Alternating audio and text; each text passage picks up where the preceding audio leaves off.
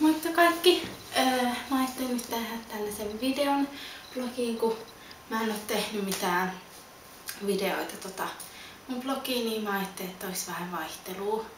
Ja mä voisin vaikka näyttää tässä videossa, että mitä mä pidän mun meikki pussissa, kun mun piti jo eilen, tai mä ajattelin, että mä olisin tehnyt eilen jonkun sellaisen postauksen, että mitä mun meikkipussista löytyy.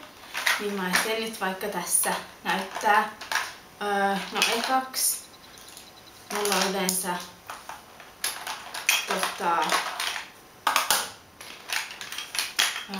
4 tai 5, yleensä 4 tai 5 erilaista sivellintä. Ja nämä 3 on Elfiltä. Tällaisia tavallisia. Ja sitten tämä ostin Primarkista, kun mä olin Englannissa. Ja sitten on vaan tällainen vähän pienempi sivellin. Ja sitten tällainen Essence toi luomiväri juttu, missä on tässä on niinku 4 eri luomiväriä. Ja mä käytän yleensä joka päivä. Mä käytän yleensä näitä. Tai näitä vaaleampia sävyjä yleensä käytän joka päivä. Ja sitten on 3 eri ripsiväriä. Eli tätä mä käytän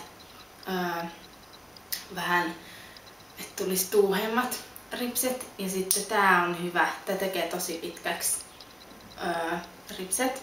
Ja tää on Essenceiltä ja tää on Cliniquen. Ja sitten tää Anastasia.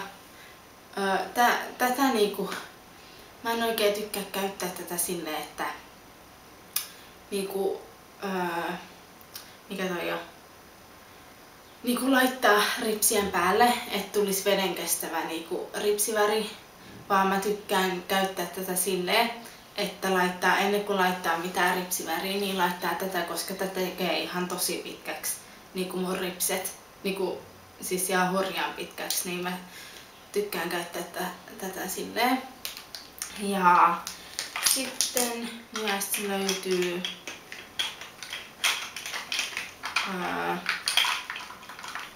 tällainen poskipuna. Ja tää on kans Essenceiltä. Tätä mä käytän silleen joka päivä. Tää on tosi ihana tää väri. Ja sitten löytyy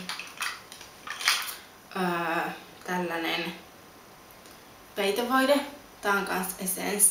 Ja mä tykkään yleensä, että mun peitevoide on tosi vaalea, koska se niinku kirkastaa näitä silmän alusia tosi paljon, jos se on tosi vaalea. Ja tää oli niinku se vaalein. Tää on niinku 1.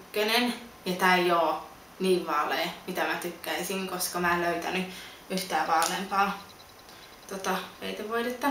Ja sitten tällainen nude huulipuna, ja tää on kans Essenceiltä. Ja sitten on tällainen Benefitin tällainen vähän niin vaaleanpunainen tää luomiväri. Tää on ihan mun lemppari. Tää on tosi kiva. Ja sitten löytyy H&M tällainen huulikiilto, missä on 2 eri huulikiiltoa. Ja sitten on tän Koshin tällainen huulipuna, vaikka tässä lukee, että on niinku toi, mikä tää on? Huulirasva. Tai tässä lukee niinku lip balm. Mutta en mä tiedä. Ei tää ihan huulirasvan vaikuta. Mun mielestä se on ihan huulipuna sillä. Ja sitten on tällainen highlighter. Mikä se on suomeksi? Mä en oikein muista mikä tää on suomeksi, mutta tätä mä käytän yleensä poskipäille. Laitan tätä. Niitä on Primarkista. Ja sitten löytyy nää retken taivuttajat ja kulmakynä. Tällainen ihan tavallinen H&M:ltä ostettu joskus. Ja sitten löytyy mun itse tekemää luomivärin pohjustusvoidetta. Katoin YouTubesta, miten voi tehdä itse luomivärin pohjustusvoide ja mulla ainakin toi toimii ihan hyvin. Ja sitten on tää, mikä tää on? Toi aurinkopuuteri ja nyppijät löytyy ja itse puuteri. Tää on tosi hyvä. Mun ei edes tarvitse käyttää silleen, niinku nykyään mä en käytä meikkivoidetta muuta kuin niinku tänne leukaan ja sitten vähän tänne nenän päälle ja sitten tätä käytän.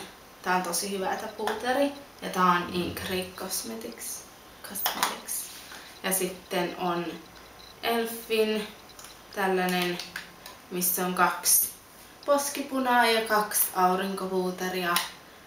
Ja nämä on tosi hyvin muuten, mutta mun mielestä näissä on ihan liian vähän tätä tuotetta, koska mä sain tän niinku viime jouluna. Ja tää on jo näkyy toi pohja tosta, kun mä käytän silleen joka päivä. Niin. Mutta ei tässä mitään.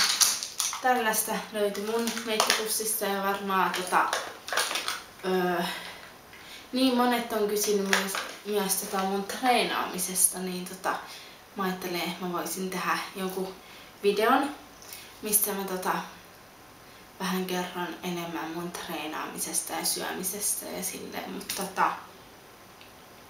mutta mä en tiedä, teenkö mä siitä ihan tavallisen postauksen, kun mulla on niin paljon noita ulkomaalaisia lukijoita, jotka ei ymmärrä suomea, niin nekin on myös kysynyt mun treenaamisesta, niin varmasti teen ihan tavallisen postauksen sitten. Mut ei tässä mitään muuta, voitte vaikka lähetellä jotain ideoita, mitä mä voisin kuvata tai jotain sellaista, mutta ei tässä mitään. Moikka!